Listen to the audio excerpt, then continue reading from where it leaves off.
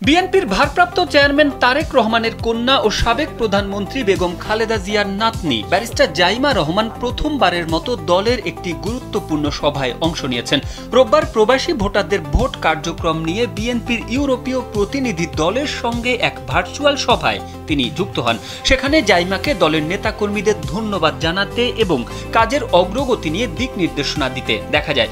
রাজনৈতিক ময়দানে জাইমা রহমানের আনুষ্ঠানিক উপস্থিতি নতুন হলেও তার রাজনৈতিক অঙ্গনে পদচারণা শুরু বহু আগেই। ছোটবেলায় দাদি বিএনপি চেয়ারপারসন ও সাবেক প্রধানমন্ত্রী বেগম খালেদা জিয়ার সঙ্গে তাকে প্রায়ই দেখা যেত বিভিন্ন রাষ্ট্রীয় অনুষ্ঠান ও রাজনৈতিক আয়োজনগুলোতে।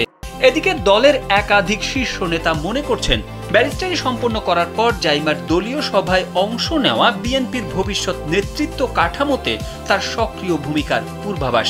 অনেকেই মনে করছেন দেশ বিদেশে দলীয় কর্মকাণ্ডে তার উপস্থিতি বিএনপির সাংগঠনিক শক্তি ও আন্তর্জাতিক যোগাযোগের ক্ষেত্রে নতুন মাত্রা যোগ করবে।